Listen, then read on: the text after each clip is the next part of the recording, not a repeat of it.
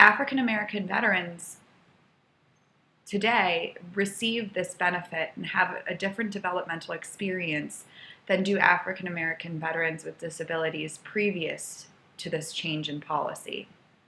The ADA has also had a huge impact on individuals with disabilities and their ability to successfully navigate the life course.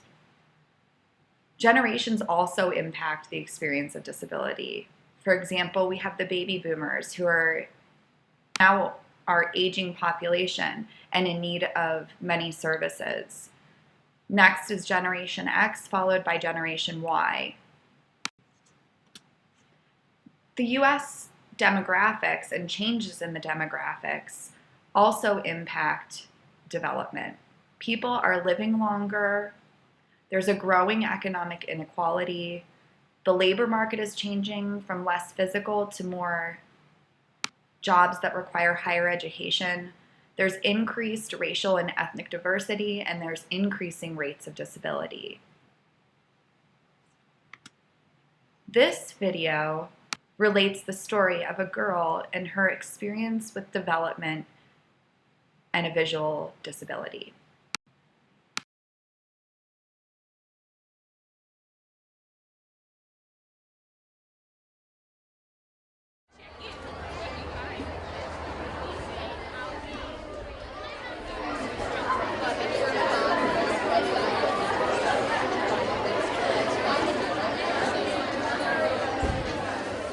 My visual impairment came about when I was born, and I was born with cataracts.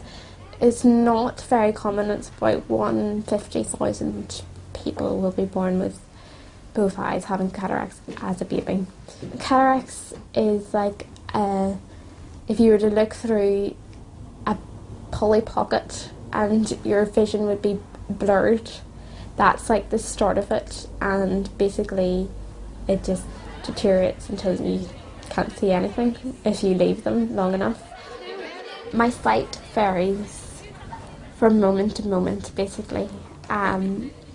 When I'm sitting in a classroom, I'll sit near the front, and I'll be able to see one piece of the board at a time. If you put a cardboard box around your head, it would be like seeing my vision, because I just see a little box, nothing, everything else around it is blurred.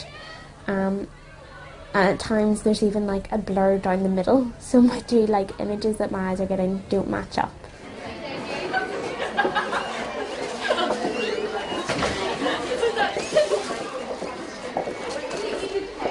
When the light suddenly changes, or when I'm walking from like the outside to inside, it'll take my eyes a couple of minutes to adjust because my pupils and irises are fused together, so they don't dilate like normal pupils to adjust really quickly to light changes. And at times it could even mean minutes without being able to see. My emotions are very strained with it. Sometimes I can completely forget about it and be very happy and everything will be fine, and then suddenly I'll either miss something that's happened around me, or I won't be able to go places with my friends because my eyes are too tired. Then I feel a little bit down because I've missed out on something, or I can't make my own dinner, so I'll feel impatient that I can't do stuff on my own, and it's just hard at times. The biggest challenge I faced because of my visual impairment would be moving from primary to post-primary education, simply because it's a shock to anybody, the workload, and then you put on a visual impairment and it's so tiring, and you go to a longer school day, and so therefore your eyes are more tired already, and then the time you get home, and then you have to start thinking about homework, and I'm better doing work in natural light, and then by the time you get home it's not natural light anymore, and it's harder to see the pages, and then the increase of computer work. I'd always stayed well clear of using a computer because it was just so draining.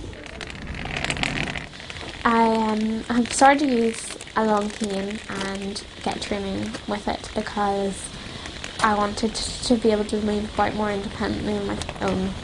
And to do this, I needed some sort of tool to help me get down the street safely, because one of my biggest fears with walking on my own was that I would just miss something and go head over heels. So the long cane has a roller on the end of it, so it rolls from side to side, giving me like a step in advance of what's in front of me, so I can manoeuvre myself around it so I don't hurt myself.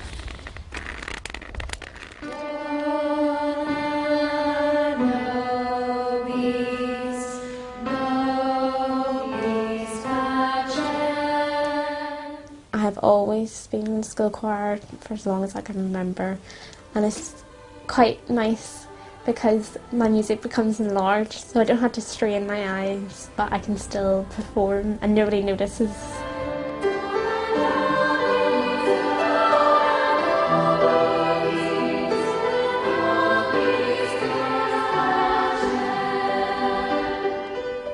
I do photography, which most people find bizarre at times when I say, but somehow I just like taking photos, and then most of the work I do to them is on a laptop, so it's nice and big, but it's just nice capturing, like, especially landscapes in different seasons and different lights. I recently completed my Gold Jig of Edinburgh. I'd previously done bronze and silver. The previous two had done walking, but I did my gold on a tandem with somebody in the front who was very experienced, and it was with another group of partially sighted people. So when you bumped into things, you didn't feel as bad because everybody was experiencing the same things. But it was still like hard because you had to cook for yourself and you had to make sure you had everything. That was a big issue.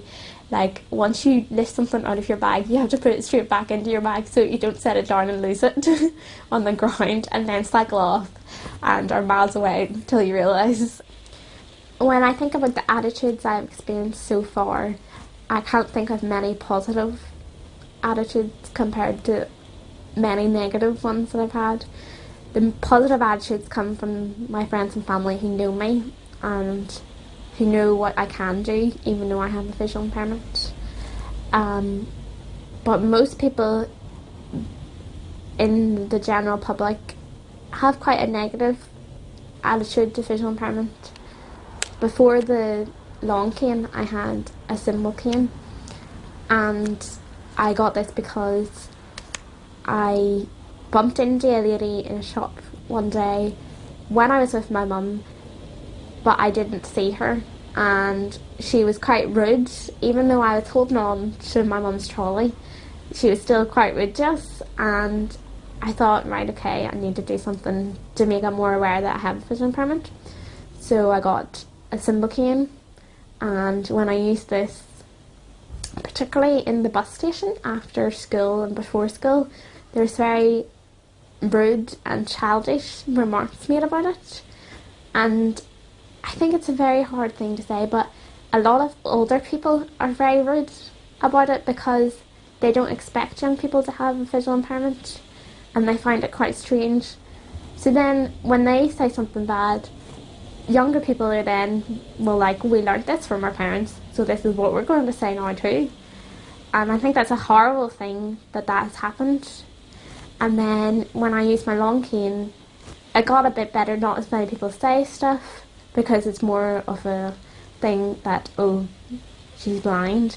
But then there's still some people who think, oh, she's also deaf, so she can't hear us making these remarks at her, which is also very rude and annoying. And I'd be quite quick to, like, let them know that I can hear them, and then, which isn't very good because then that makes me think that I'm rude as well sometimes. My vision, once I got operations as a young child, it improved greatly. But since the workload has increased, my eyes have deteriorated again, and it's a strong possibility that I could wake up any morning and not have sight, and that my eyes probably will never get better again. They'll just get worse.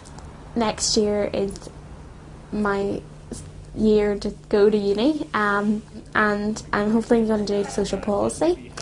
And I'd like to do this just at Jordanstown because I couldn't move out of Northern Ireland yet. I'm not that independent. But this course focuses on real issues that, face our society today. As a career, I find it very hard to pinpoint one thing I'd like to do with it. I'd like to give some time to organisations, that maybe don't have the knowledge that I might have at the end of my degree, to give them some focus on what they could do differently to help people in Northern Ireland understand different issues and to change the attitudes. That I can work and volunteer so that you get access to employment, so that Claire Bryce and that we are employment. Actually, Mum, can you come here, please?